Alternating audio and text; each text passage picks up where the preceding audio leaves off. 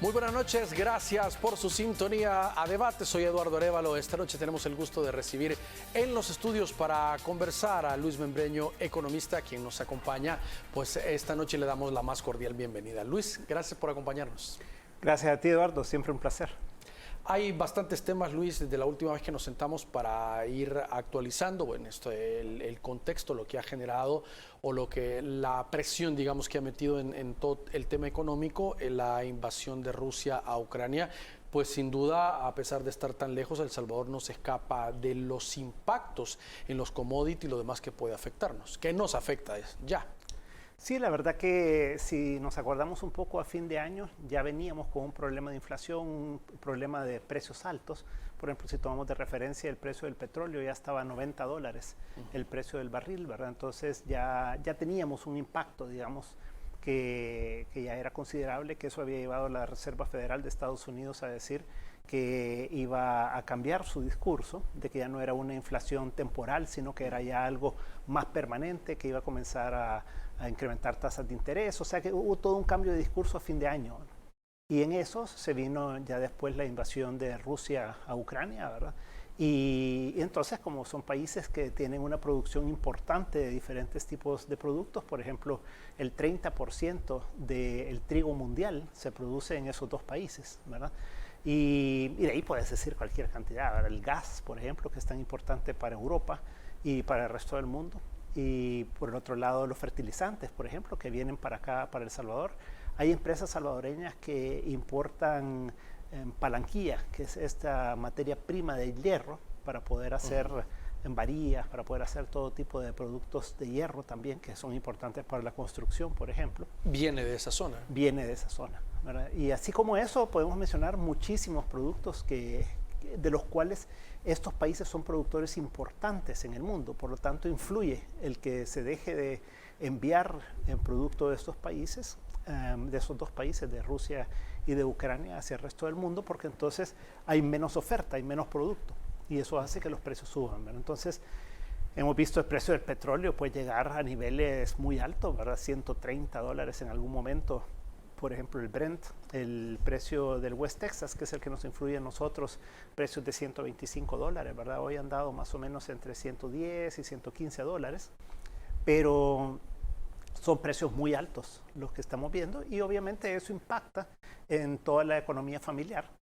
Todo se transporta, ya sea a través de buses los pasajeros, a través de carros las personas que lo tienen, toda la comida, todos los productos se transportan en barcos, en aviones, en camiones, en contenedores, todo. Ahora que al final de cuentas todo requiere de combustible, ¿verdad? Entonces sí es un impacto enorme. Y por el otro lado tenés todo el impacto en los productos agrícolas como un todo, que pues partiendo por el trigo, siguiendo por el maíz, siguiendo por la soya y bueno, el café, el azúcar, ¿verdad? Son todos este tipo de productos que han tenido incrementos récord en el caso de varios de estos productos. Tenés los metales, bueno, el cobre tal vez es como el más famoso, pero el paladio, el platino, el hierro, etcétera, ¿verdad? O sea, por ejemplo, para los vehículos, la goma, todo lo que se refiere a las llantas, por ejemplo, para que necesitan ese tipo de materia prima, etcétera, ¿verdad? Entonces, lo que tenés es un incremento de precios generalizado en el mundo, producto, por un lado, de una escasez que ya venía dándose después de la pandemia, que hubo un rebrote fuerte de la actividad económica y que tenías ahí pues un tema de escasez de producción comparado a lo que el mundo estaba demandando ahora al salir ya de la pandemia. Y le sumamos lo de la crisis de los contenedores también, que no había forma de transportar toda esa materia prima. Entonces tenías todo el tema de la producción y después de cómo la transportabas, ¿verdad? Entonces, todo eso ya había generado incrementos de precios muy fuertes en los contenedores. Por ejemplo, un contenedor de China de $2.800 a $20.000, ¿verdad? Entonces, incrementos pues enormes, ¿verdad? Y así era como estábamos cuando comenzó todo este conflicto. Y entonces esto pues se ha exacerbado y las expectativas son de que esto pueda subir bastante más. En el caso del petróleo, por ejemplo, que estamos hablando ahora entre 110 y 120 dólares, digamos, si es el West Texas, si es el Brent, ¿verdad? Que más o menos ahí está fluctuando. Y lo que están hablando es de precios de 180 dólares, ¿verdad? Que puede llegar a subir en los próximos meses, ¿verdad? Entonces no es un efecto temporal solamente el que estamos viendo, porque no solo es el efecto actual, sino que es un efecto de una cierta escasez relativa que hay y que va a llevar un tiempo, todavía varios años, para que la producción pueda subir nuevamente, porque recordemos que estábamos en un momento en el que se decía los hidrocarburos ya no, vamos a energías limpias, vamos a la electricidad, vamos a los carros eléctricos, vamos a todo este tipo de energías que ya no contaminan, ya el carbón no, todo lo que sea combustibles fósiles tampoco, etcétera. Entonces, claro, todas esas inversiones se habían ido reduciendo, ¿verdad? O no se habían hecho, porque se decía, bueno, vamos de salida, ¿verdad? Y de repente se viene esta crisis, lo otro no está listo, no puedes sustituirlo, y por lo tanto pues tenés este impacto tan grande en los precios de todos estos productos. Ahora, hay medidas que se deben de tomar y los países están haciendo lo suyo. Ahora, no deben ser medidas a corto plazo por lo que tú nos estás diciendo específicamente, porque no es una situación que se va a resolver en 15 días, en un mes, en 2 meses, aunque la invasión rusa en Ucrania llegara a terminar. No es una situación que va dejando cola, la cual es un tema preocupante económicamente hablando para los países. Ahora, en términos generales, Luis, ¿cómo ves tú las medidas anunciadas para paliar los efectos económicos que pueda dejar a El Salvador, los que anunciaba las 11 medidas por parte del presidente? Fíjate que es un tema bien importante el que acabas de mencionar al inicio, además de estas 11 medidas, ¿verdad? Y es el tema de la temporalidad, ¿verdad? Porque la Reserva Federal de Estados Unidos había dicho en el segundo semestre, bastante del segundo semestre del año pasado, que esto era algo temporal, que se iba a ir, ¿verdad? Que era solo un problema de cuellos de botella y que entonces una vez que se resolvieran esos cuellos de botella en el transporte, esto, aquello, entonces que eso se iba a solventar. Pero lo que estamos viendo en el caso de El Salvador, por ejemplo, es una inflación que está llegando al 7% el mes pasado, y el tema es que hay otra que se llama la inflación subyacente o la permanente, ¿verdad? Y esa está en 4.4% cuando estaba en 0. Entonces, lo que estamos viendo es que por más que digamos es algo que va a bajar, tenés un piso ya del que no va a bajar fácilmente. ¿Cuándo estaba en 0, Luis? Estaba a fin de año, del año anterior, ¿verdad? Okay. Estaba en 0. Luego el primer semestre estuvo bastante baja, del 2021, ¿verdad? Ya en el segundo semestre del 2021 fue que ya comenzamos a ver unos incrementos más fuertes de inflación, y obviamente en estos últimos meses, ¿verdad? Pero entonces ese es un tema, ¿verdad? Y es que esto no va a detenerse rápidamente. Y entonces vamos a las 11 medidas que mencionás, porque cuando el presidente anuncia algo de 3 meses, ¿verdad? Yo entiendo obviamente que él está diciendo vamos a ver en 3 meses y después vamos a ver si lo prorrogamos o no, ¿verdad? Pero esto hay que entender bien el fenómeno para saber que no es un fenómeno de 3 meses, ¿verdad? Sino que probablemente sea de 1 año o más, ¿verdad? Entonces, si eso ocurre, el desgaste financiero, digamos, del gobierno, hay que medirlo, hay que tamizarlo, ¿verdad?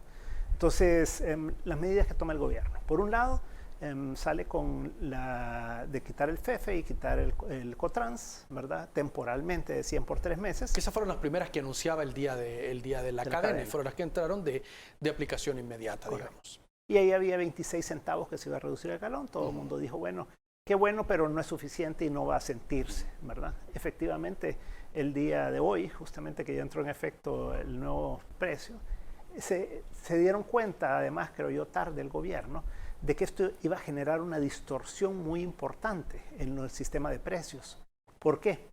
Porque ya el FEFE no existía para el diésel. Entonces, ¿qué fue lo que pasó? Vinieron y lograron contener, digamos, esa alza inicial la semana pasada, pero rompieron el sistema de precios, porque entonces el diésel pasó a ser pasó a ser igual la semana pasada que la gasolina regular, tenía un centavo de diferencia. Y todavía se quedó un poco más arriba la super. Pero ¿qué pasó ya con el anuncio de ayer? El que sube 43 centavos es el diésel, ¿verdad?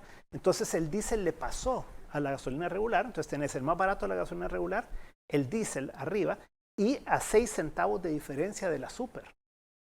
Pero si el objetivo era el diésel, ¿verdad? Porque al final los buses se manejan con buses, con diésel, perdón, los camiones con diésel, todo es con diésel.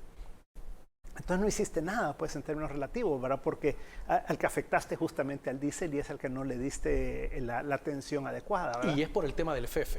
Claro, porque ahí había 16 centavos de diferencia, ¿verdad? Entonces, y después sale el presidente diciendo vamos a quitar parte del IVA. Que es lo que anunció ayer, que está para la sesión plenaria Correcto. de este día. Entonces, ahí estás abriendo una caja de Pandora que yo creo que no la han pensado, ¿verdad? Porque nunca se ha hecho una excepción en el IVA con nada, ¿verdad? Ahora, si tú vas a ajustar el IVA para llegar a un precio, no es la forma adecuada de hacerlo, ¿eh? ¿Por qué? Porque al final tú vas a tener esta semana que querés que se mantenga en el precio de la semana anterior. Entonces decís, digamos, le voy a bajar 2% a la gasolina super, le voy a dar 1,8% a la gasolina regular y le voy a bajar 2,2%, digamos, me invento los números, ¿verdad? Por ciento a la gasolina, al diésel. Entonces vas a generar una distorsión ahí. Pero ¿qué pasa dentro de 2 semanas? Si tú lo querés dejar ahí, vas a tener que volver a tocar el IVA. Pero además estás estableciendo un precedente y es, cuando haya un problema de precios, quitémosle el IVA o reduzcámosle el IVA, ¿verdad? Entonces, cuando venga después los productores y te digan, no, mire, es que, ¿se acuerda cuando usted dijo que si quitaba los aranceles de los productos comestibles, vegetales, frutas que vienen de Guatemala, usted dijo que les iba a quitar los aranceles, pero no hay aranceles, entonces no cambia el precio. Pero ¿sabe qué? Quítele el IVA. Si usted les quita el IVA, sí va a tener un impacto. Y entonces la zanahoria, el pepino, la cebolla, cualquier producto que venga de Guatemala, si tú le quitas el IVA, le reducís el 13%, ahí sí. Entonces vas a abrir una caja de Pandora porque después te van a decir, pero para el gas. Fíjese que para el gas, si usted le quita el IVA a la importación del gas, ¿verdad? Le va a bajar el precio.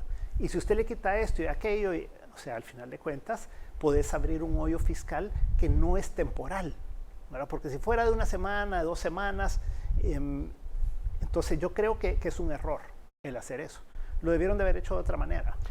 Vamos a hacer una pausa, Luis, y vamos a regresar hablando precisamente de este tema, porque muchas personas que no entienden pueden decir, no, pero está bien, o sea, va a bajar el precio y nos va a ayudar y vamos a pagar menos. Pero ¿cuál será el impacto directo que una medida como esta de bajar el IVA puede traer a la recaudación de impuestos para el mismo gobierno? Lo vamos a analizar luego de la pausa.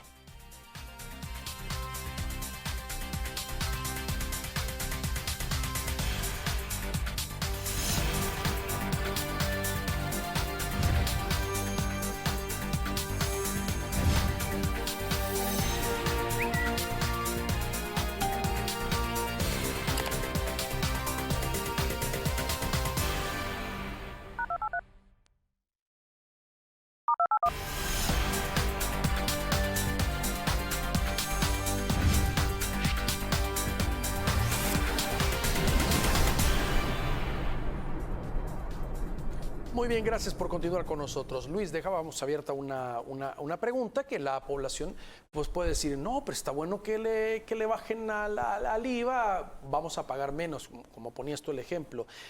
Si los productos alimenticios importados de Guatemala, por poner el ejemplo, el mismo ejemplo, están muy altos, entonces pues, se le baja el IVA, se equilibra el precio y pues lo consumimos y cuando vayamos a comprar al supermercado o al mercado va a ser a un precio menor, eso beneficia a la población. Pero hay que hablar la otra cara de la moneda, o sea, la recaudación tributaria para el gobierno baja también y eso genera un problema al gobierno. Lo que pasa es que hay que partir a donde estamos, ¿verdad? O sea, antes de estas medidas, ¿cómo estaba la situación fiscal?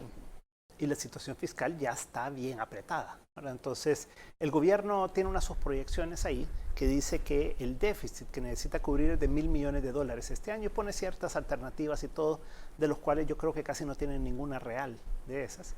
Pero yo estaba haciendo números, que es posible que primero no sea 1.000 millones, sino que sea como 1.300 millones, ¿verdad? Pero el subsidio del gas les va a costar, a mi entender, si lo mantienen de aquí a fin de año, con el subsidio generalizado que han hecho ahora, más el subsidio específico para las personas de más escasos recursos, y pongámosle precios a esto, ¿verdad? 15.30 más o menos el tambo de 25 libras para el público, ¿verdad? Que lo bajan a 11.30 más o menos a todo mundo, ¿verdad? Y a 3.04 creo que es para las personas, para 1.160.000 personas que tienen derecho a ese subsidio. Eso le puede costar al gobierno de aquí a fin de año alrededor de 330 millones de dólares. Entonces, y tenía presupuestado para todo el año 85 millones. O sea que redondeemos ahí en más o menos 250 millones de dólares extra ahí, ¿verdad? Si le agregas los casi 90 millones que van a perder de FEFE y de Cotrans, y si le agregas ahora esto que van a perder de IVA, y si le agregas de que la actividad económica viene reduciéndose ya desde diciembre, bueno, de antes, ¿verdad? Pero en diciembre llegó a 1% según cifras oficiales del gobierno, podrían perder otro poco de recaudación con respecto a lo estimado, ¿verdad? Digámosle 100 millones de dólares más, ¿verdad? Y además, te aseguro que van a venir nuevos subsidios, ¿verdad? Porque esto no va a ser suficiente. ¿Qué pasa si al presidente se le ocurre dar un bono a la población como lo hizo en el 2020? ¿Te acuerdas que fue a 1.200.000 personas que se les dio $300? ¿Qué le costó al país? Le hubiera costado 420 millones de dólares si hubiera sido a todos. Como no se dio a todos, fueron como 380 millones de dólares. Redondearlo en 400 millones. Y supongamos que ellos no dieran $300, sino dieran $150.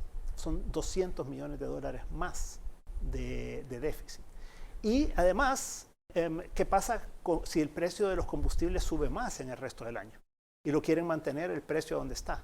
Van a tener que pagar un subsidio más grande, lo mismo que con el gas, ¿verdad? Entonces, todo esto te lleva a que fácilmente el gobierno puede pasar a 2.000 millones de dólares el déficit de este año, más los 800 que tiene que pagar en enero del bono del 2023. Entonces, yo creo que las intenciones a veces son muy buenas, pero que tú tenés que voltear a ver tu billetera, ¿verdad? Y decir, tu hijo te puede venir y te puede decir, mira, papi, yo no me alcanza la mesada, ¿verdad? Entonces, pero ¿por qué no me das tanto más, verdad? Y vos volteas a ver y decís, pero si yo ya no puedo dar más, ¿verdad? Entonces, me voy a endeudar, ¿verdad? Pero el gobierno ya está endeudadísimo, ¿verdad?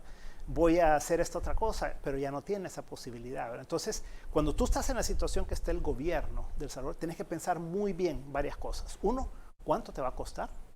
¿Por cuánto tiempo lo vas a dar? ¿Cuánto puede variar esos subsidios o esa pérdida de recaudación? Porque pueden subir los precios y te toca que pagar más por todo eso. Y después los demás compromisos que tenés, porque ya tenía compromisos muy fuertes. Entonces, a pesar de que todos queremos pagar menos por las cosas, porque todos sabemos cómo está todo de caro, y que todos quisiéramos que nos quitaran el IVA completo, ¿verdad? Porque es un costo bien alto, el 13% del IVA en el país, tampoco es posible, ¿verdad? Entonces, yo creo que ahí el problema que yo veo muchas veces con el gobierno actual es que hace muchas cosas sobre la marcha, ¿verdad? Entonces, surge una cosa, hago esto, ¿verdad? Surge la otra, por ejemplo, esto del día de hoy, ¿verdad? O sea, ¿cómo no se les ocurrió la semana pasada haber dicho, vamos a ajustar el precio así y por lo tanto vamos a hacer un subsidio directo, ¿verdad? O lo pudieron haber hecho cruzado entre las gasolinas y el diésel para evitar tocar el IVA, ¿verdad? Entonces, creo que les falta ahí como un poco más de planificación y de ver un horizonte de tiempo más largo para entonces poder hacer cuentas y decir, lo que podemos destinar a esto es tanto y eso lo podemos hacer de esta y de esta manera, pero no podemos ir más allá de esto. ¿Qué pasa en los próximos meses? Yo creo que van a venir presiones salariales importantes en el país. ¿En el gobierno? En el país, ¿verdad? Y en el gobierno, ¿verdad? ¿Por qué? Porque el año pasado subieron 20% el salario mínimo, ¿verdad? Pero con estos incrementos de precios que estamos teniendo, todo el mundo te dice es que no me alcanza. O sea, yo conozco gente que te dice, mire, en la tienda yo iba y gastaba tanto de la semana, ¿verdad? Y ahora con eso ya no puedo comprar tal y tal y tal cosa, ¿verdad? No me alcanza. Entonces, lo que va a pasar ahí es que va a venir una presión fuerte de incremento de salarios, ¿verdad? Eso le implica más gasto al gobierno también, ¿verdad? Puede venir presiones de otro tipo de cosas, como te digo, de un subsidio específico. Entonces, esto le va a costar al gobierno al final de cuentas a todos nosotros, mucho más. Pero en una situación en la que el gobierno se ha peleado con Estados Unidos, se ha peleado con la Unión Europea, y te doy un detalle. En las próximas horas, las próximas 72 horas o menos, el gobierno de El Salvador tiene que tomar una decisión trascendental, y es en Naciones Unidas. Vota por condenar a Rusia por los abusos de los derechos humanos en Ucrania o no. Si llegan a abstenerse de condenar a Rusia, o si apoyan a Rusia, si llegan a hacer lo que hicieron ya en la OEA y lo que hicieron en la votación anterior en Naciones Unidas, esto nos cierra las puertas totalmente, con Estados Unidos, con la Unión Europea, con 140 países que han votado en contra de Rusia, con el Fondo Monetario Internacional, con el Banco Mundial, con el BID, porque todo está relacionado. Entonces, yo creo que este gobierno debe pensar muy bien sus relaciones internacionales, y más en un momento en el que necesita de apoyos financieros de parte de todos estos países. Este es el momento de en realidad tragarse orgullos, si es lo que está motivando estas decisiones, y es el momento de pensar bien en serio que esto no es una situación de 2 meses ni de 3 meses, y que va a tener un impacto muy serio para la vida de todos los salvadoreños. Ahora, este tema, como estás diciendo, Luis, es un tema que va para largo. Por lo menos el precio de los combustibles, lo decíamos, algunos dicen a $200, otros a $180 el precio del barril. El presidente mismo, al anunciar las 11 medidas, dijo esta medida es por 3 meses, por lo menos la eliminación de los 2 impuestos, dijo es por 3 meses, la de los alimentos, la de la importación, dijo que era por 1 año, pero que eran medidas que se iban a ir analizando a medida avanzaba lo de la crisis. Algunos vaticinaban que la solución al conflicto en Ucrania también iba a pasar al empezar las negociaciones, iba a terminar pronto, y ninguno de los escenarios se ha cumplido. Al contrario, se ha ido complicando esta situación. Ahora, todo apunta que estas medidas podrían prolongarse y generar más carga al gobierno. Si ocurre lo que previsiblemente va a ocurrir, es que el conflicto entre Rusia y Ucrania, yo sinceramente no lo veo que vaya a terminar en un muy corto plazo. Si desgraciadamente, y lo digo desgraciadamente por el pueblo ucraniano, ¿verdad? Si Rusia llega a tomarse Ucrania, no se va a detener ahí.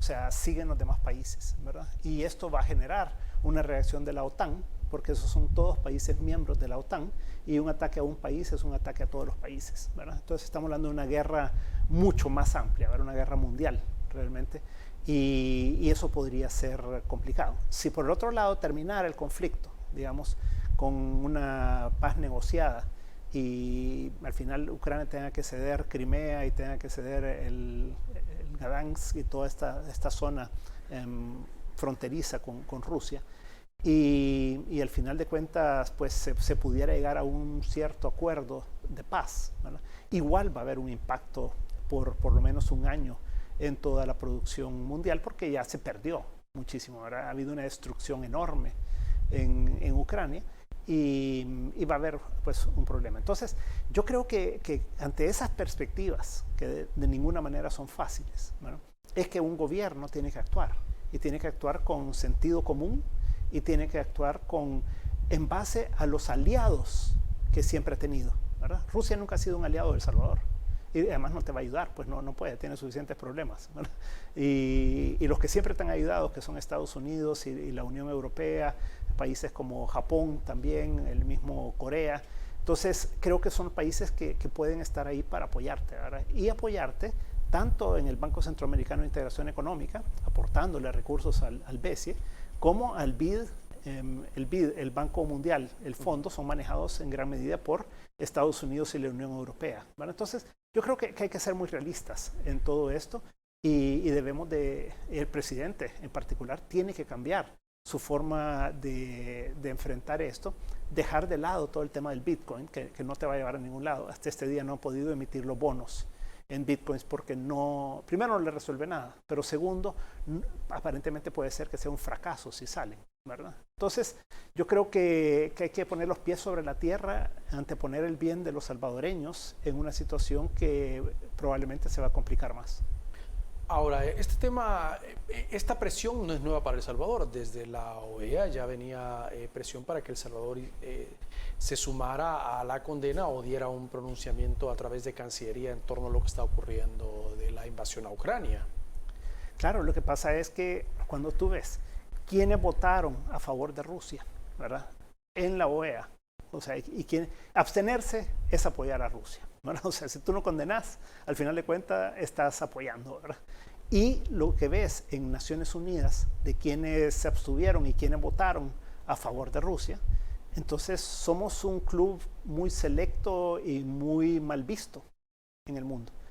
Y si la apuesta, que hay gente que cree que la apuesta es de que ya van a llegar los republicanos al poder en Estados Unidos y que esto se les va a olvidar y todo, no nos perdamos. O sea, el Congreso y el Senado de Estados Unidos, si en algo tiene un apoyo bicameral y bipartidario, es el tema de Ucrania, ¿verdad?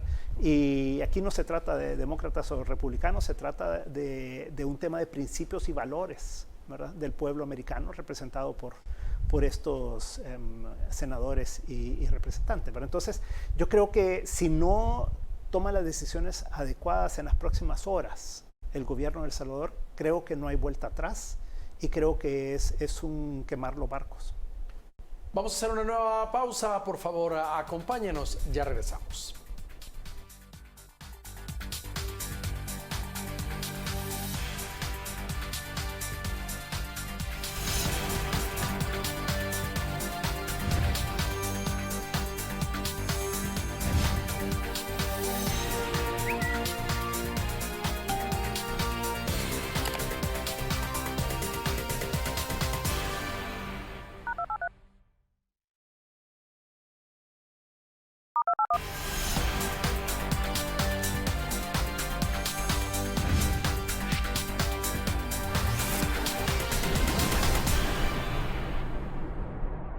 Muy bien, gracias por continuar con nosotros. Luis, hay otra medida que no hemos hablado, pero no es menos importante, y es el tema de la eliminación de los aranceles a productos alimenticios para evitar el aumento en los precios de la canasta básica, que era el otro componente, aparte de los combustibles que anunciaba el gobierno. Esto generó pues expectativa, hay operativos de verificación, que no haya especulación, alza de precios en algunos sectores específicos, pero también hay un poco, es una medida que va a durar un año para ver qué tanto efecto pues, puede traer una estabilización de precios en los productos de la canasta básica que ya estaban altos.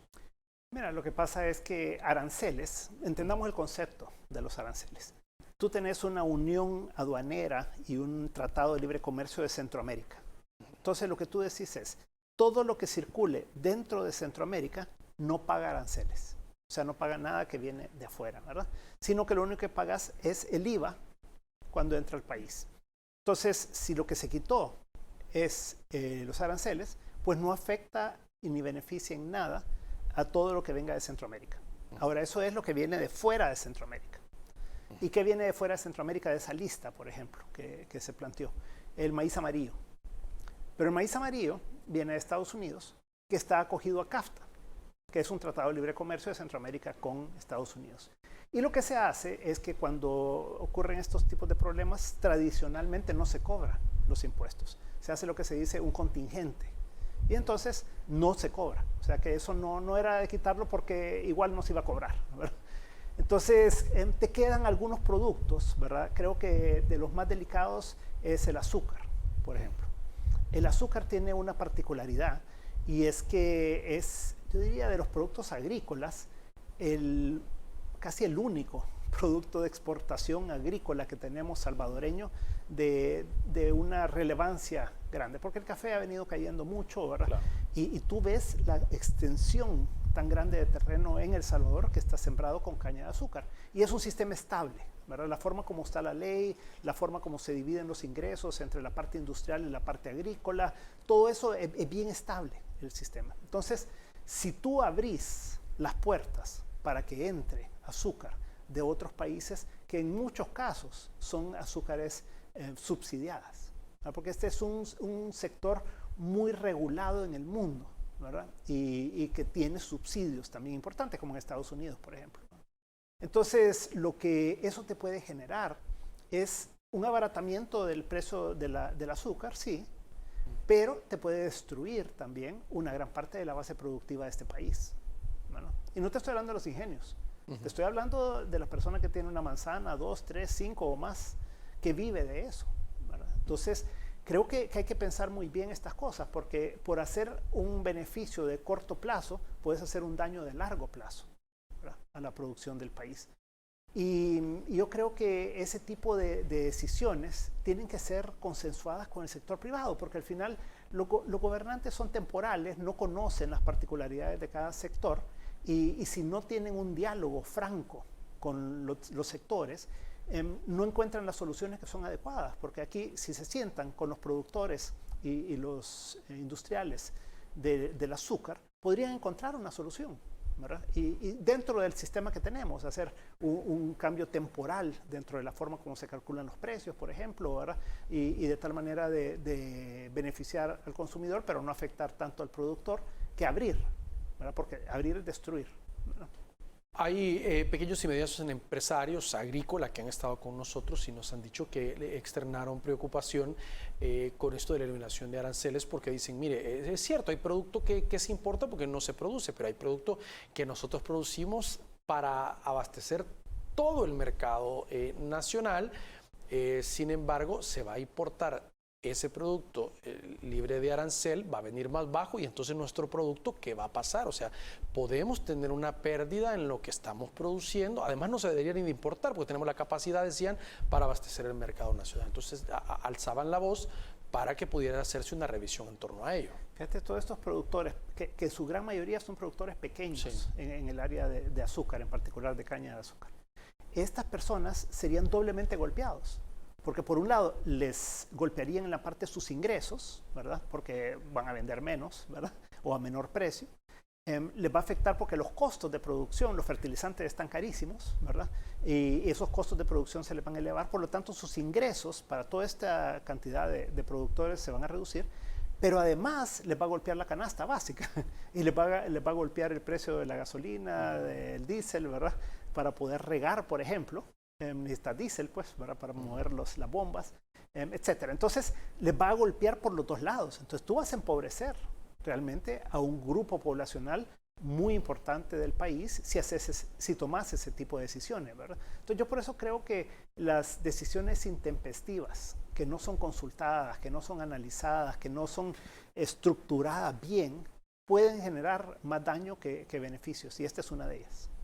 Decían ellos, incluso lanzaban una propuesta y decían, mire, que nos compren la producción nacional y el excedente, pues que se tenga, o si quieren importar el gobierno, pues se puede hacer una reserva estratégica, decían. Ellos decían que habían hecho inspecciones en el Exira para ir a ver los silos, que todavía algunos aseguran que sería una inversión no tan alta para poder ponerlos otra vez en funcionamiento, para aprovechar la producción nacional y una estabilización de precios. Mira, el tema del azúcar en particular es un poco más complejo que todos los demás sectores. ¿Por qué? Porque hay tres precios. Está el precio de la cuota americana, que es un precio alto en términos relativos. Está el precio internacional del azúcar y está el precio nacional. Y entonces tú calculas la rentabilidad realmente del sector en base a los tres precios. ¿Cuánto exportás con cuotas a Estados Unidos y otros países con los que tenés tratados de libre comercio? ¿Cuánto vendés al mercado nacional? ¿Y cuánto te queda para vender al mercado internacional? Y en base a eso sacas un promedio ponderado y sacas un precio, ¿verdad?, que recibe el productor al final de cuentas, y el industrial también, que se lo distribuyen en base al 54.5% de los ingresos y el 45.6% de los ingresos, y eso está definido por ley. Entonces, es un sector mucho más complejo, digamos, que todos los demás. Pero sabemos que Guatemala, por ejemplo, es muchísimo más grande en producción, tiene ingenios muchísimo más grandes, es mucho más eficiente y por lo tanto tiene costos menores, ¿verdad?, de producción. Además la tierra es más barata, etc. Entonces, el problema ahí es que tú vas a competir en diferentes categorías, digamos. Entonces, si tú venís y decís, vaya, por un año voy a hacer esto, Sí, pero ¿qué pasa si tú destruís la base productiva de este sector en particular y matás a estos pobres agricultores pequeños y medianos, pues, ¿verdad? Que son los que no van a poder sobrevivir? El grande tiene economías de escala, ¿verdad? Con lo que algo podrá hacer y podrá rebuscarse y ver otra opción. Pero los pequeños no van a tener opción, entonces van a ser golpeados por el lado de que sus ingresos se van a ver afectados, pero también sus costos, sus gastos familiares y del negocio se van a ver afectados y los vas a empobrecer muchísimo, ¿verdad? Y eso va a tener un problema también para recuperación de créditos, etcétera. Es una cadena. Entonces yo creo que hay que manejar con mucha cautela todas estas cosas y como te digo, de la mano de los sectores, porque los que conocen no son los funcionarios de gobierno, no son los que acaban de llegar tampoco, ¿verdad? Sino que son las personas que han estado ahí por 30, 40, 50 años haciendo esto, ¿verdad? Y que conocen las interioridades de cada sector, ¿verdad? Entonces, creo que es muy importante el poder tener ese nivel de diálogo que en este país se ha perdido. Luis, si no puedo dejar de preguntarte lo del acuerdo con el Fondo Monetario Internacional, ¿qué tan lejos se ve en un momento en que se necesita fondos para el país? Yo te diría que en este momento no le veo ninguna posibilidad, ¿verdad? Ya con lo que hizo el gobierno de El Salvador, de que estaban en plena negociación el año pasado, finales de octubre, principios de noviembre. ¿Te acuerdas que el ministro había dicho, el ministro de Hacienda y el presidente del Banco Central habían dicho que el 15 de noviembre iban a firmar el acuerdo con el Fondo Monetario?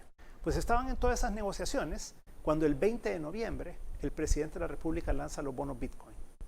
Cuando lanzó los bonos Bitcoin, lo que le dijo al fondo es: ya no voy a negociar con ustedes, sino que yo me voy por esta alternativa, que aquí nadie me está pidiendo nada, nadie me exige nada, y por lo tanto esta alternativa es la que yo prefiero a ustedes. Entonces el fondo, a esa misma semana, la siguiente, ¿verdad?, dijo: se acabó ya la negociación, ¿verdad? Vamos a presentar al directorio, y el directorio decida. Fue en enero, el directorio dijo: bueno, me doy por recibido, hizo los comentarios, dijo que sería bueno que le quitaran al Bitcoin el que sea moneda de curso legal, etcétera. Y ahí se acabó todo, ¿ves? Pero además, como te decía, con lo que las votaciones que hizo el gobierno de El Salvador en la OEA y en las Naciones Unidas, ahí básicamente terminó de votar los apoyos que pudo haber obtenido. Entonces, esto no se trata de que hoy quiero negociar, mañana no quiero negociar y pasado mañana quiero volver a negociar, ¿verdad? Aquí, una vez que te cerras las puertas, puede hacer que no las puedo volver a abrir.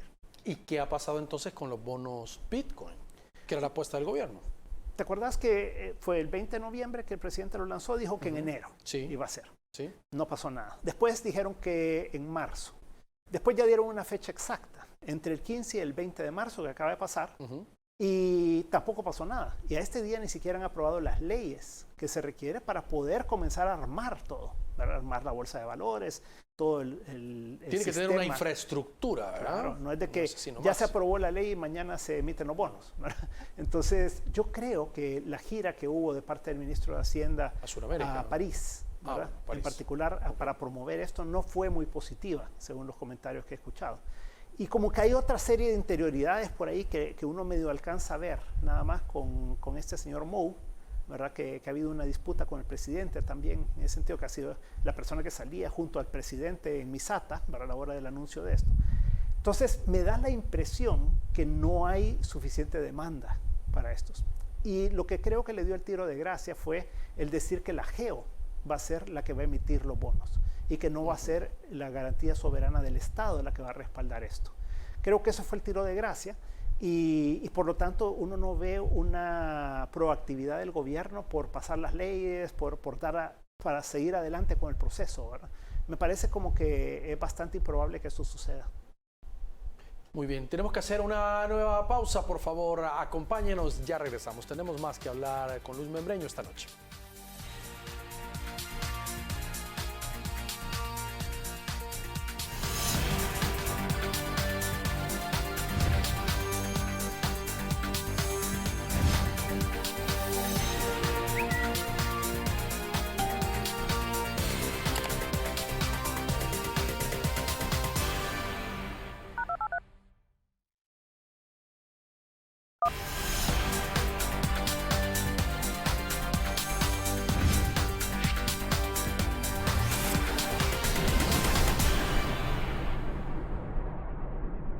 Muy bien, gracias por continuar con nosotros. Luis, bueno, tú como economista y también con Luis Membreño Consulting también, nosotros te invitamos mucho a estos análisis de la realidad del país, pero tú también haces esto de forma empresarial, es decir, puedes dar este servicio a empresas con inversiones importantes en el país o pequeñas y medianas empresas que quieran conocer para tomar una decisión de inversión importante. Sí, fíjate que yo tengo una empresa de consultorías que se llama Luis Membreño Consulting, ¿verdad? Que es el nombre comercial, y yo doy varios servicios. Uno es un sistema de información que puede ser mensual o trimestral, ¿verdad? En el que yo le planteo a los suscriptores de mi servicio cómo veo yo toda la situación, ¿verdad? Para que ellos puedan tomar decisiones sobre qué hacer, ¿verdad? Después tengo sistema de asesorías. Yo asesoro en juntas directivas, asesoro ocasionalmente a gente que me lo pide, que piensa hacer una inversión, piensa hacer algo. Entonces pueden venir consultorías también, por ejemplo, un estudio de factibilidad de hacer algo, un estudio financiero, una reestructuración de un negocio, un análisis de un negocio específico, ¿verdad? Entonces, ese tipo de consultorías también las hago. Y lo otro es también en juntas directivas, ¿verdad? Me siento en juntas directivas de diferentes empresas e instituciones y sin fines de lucro también, porque hacemos bastante de eso. Y de esa manera entonces yo lo que trato es de aportarle a los clientes cuáles son los elementos que ellos que podemos visualizar en conjunto de riesgos para su negocio o para su familia en algunos casos también, ¿verdad?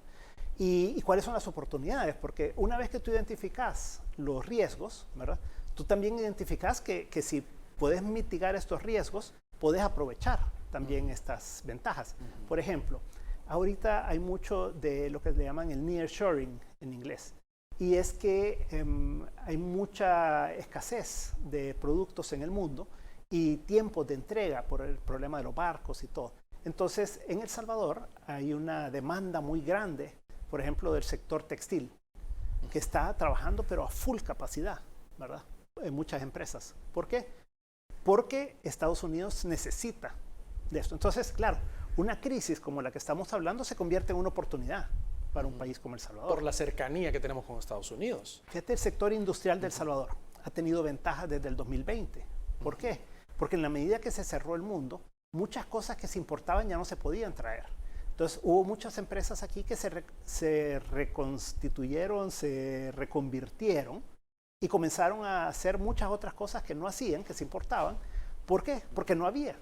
Entonces eso también le dio la oportunidad a mucha gente de recomenzar negocios o reconvertirlos. Bueno, entonces yo creo que eso es lo importante. En la vida no solo es ver los riesgos, no solo es ver los problemas, sino que es decir, vaya, dado que está esto, ¿cómo le saco ventaja?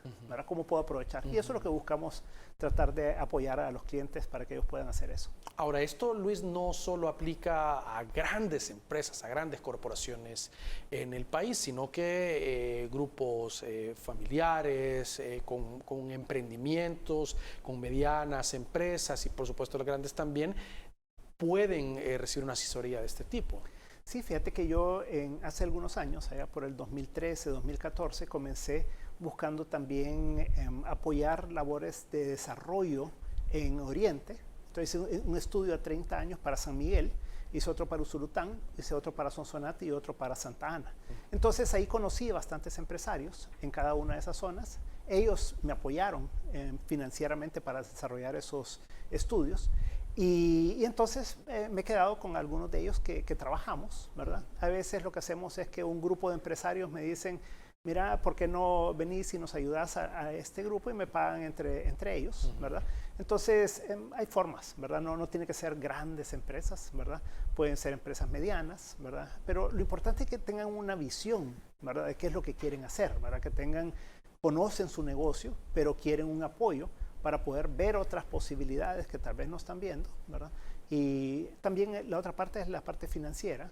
Hay empresas que necesitan apoyo para poder obtener préstamos, ¿verdad? Para poder hacer proyectos, ¿verdad? Que sean financiables, etcétera. Entonces, sí implica para San Salvador, como implica para cualquier lugar del país, implica para una empresa, como puede ser para un grupo de empresas, puede ser para un grupo familiar, ¿verdad? Que tenga inversiones también, etcétera, ¿verdad? Así que podemos apoyar a cualquiera.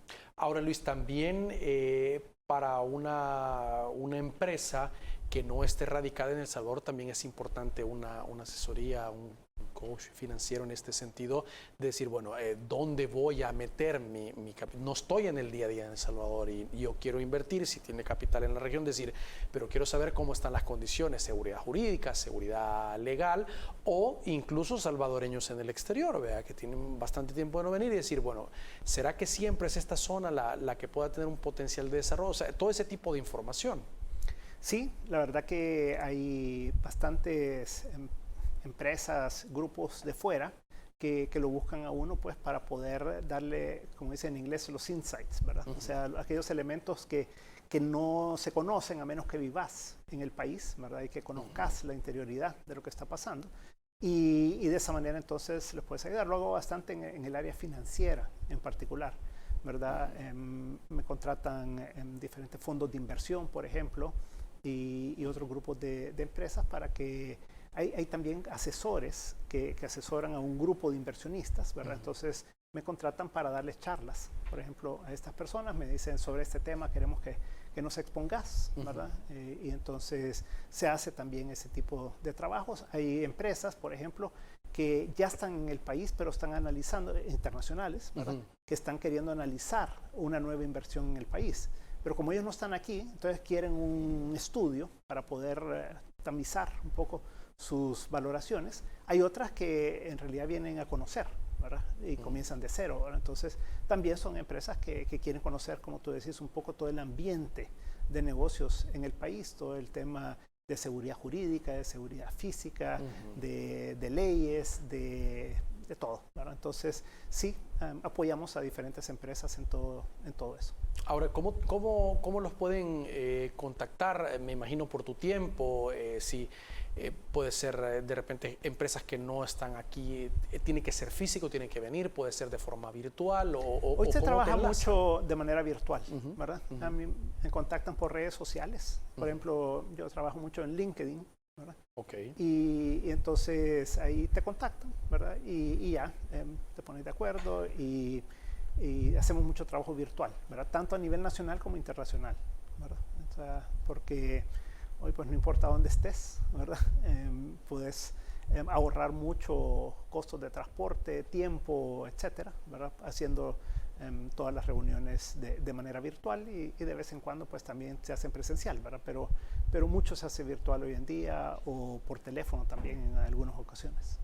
Mira, estaba viendo, Luis, algunos de los temas que impartes en estos cursos.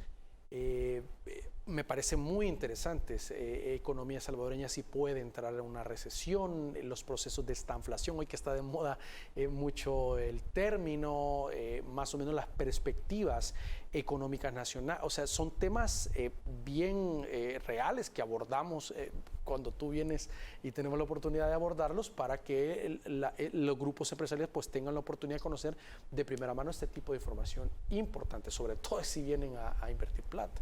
Fíjate que en este momento estoy promoviendo justamente esa charla, ¿verdad? En particular, que es el impacto de la guerra en Ucrania, ¿verdad? Y sobre la economía salvadoreña, ¿verdad? Entonces ahí abordo todos los temas que mencionas. Vemos desde el tema de los commodities, todos los temas de los precios, ¿verdad? También cada empresa tiene precios que le interesan, ¿verdad? O sea, no es lo mismo una empresa de llantas que una empresa de harina, digamos, o una empresa de cualquier otro producto que le afecta un precio en particular, además de la visión general, ¿verdad? El tipo de cambio es otro tema que, a pesar de que nosotros estamos dolarizados, no se nos olvide que el dólar fluctúa con respecto a todas las monedas del mundo, ¿verdad? Bueno, sí. El tema de tasas de interés, ¿verdad? Y después el Bitcoin, que es algo pues relevante acá en el país porque pues se toman decisiones alrededor de esto. El tema de todo el sector externo, las exportaciones, las importaciones que pasa, las remesas familiares que son tan importantes, ¿verdad? Para el sostenimiento del país, todo el tema fiscal, ¿verdad? Las proyecciones fiscales, porque eso al final de cuentas te puede afectar en la parte impositiva, ¿verdad? También puede ser que vengan nuevos impuestos, por ejemplo, ahora tú estás haciendo una inversión a largo plazo, ¿verdad? todo el tema de la deuda, todo el tema de deuda de corto plazo, financiamiento del gobierno, porque al final tiene que encontrar alternativas de cómo financiarse, ya sea nacional o internacionalmente. El tema del sistema financiero también, cómo se va comportando, y las proyecciones, ¿verdad?, a futuro de cómo se ve el desarrollo del país, ¿verdad? Muy bien. Luis, gracias por acompañarnos esta noche y ayudarnos a entender más en perspectiva los temas económicos de lo que está ocurriendo en nuestro país, y te esperamos en una próxima ocasión para seguir haciendo análisis. Muchas gracias a ti, Eduardo, y gracias por la oportunidad de poder hablar un poco de lo que hacemos también. No, interesante conocer también esta otra faceta empresarial. Gracias a ustedes por su sintonía. Por favor, que descanse en su cita con nosotros el día de mañana.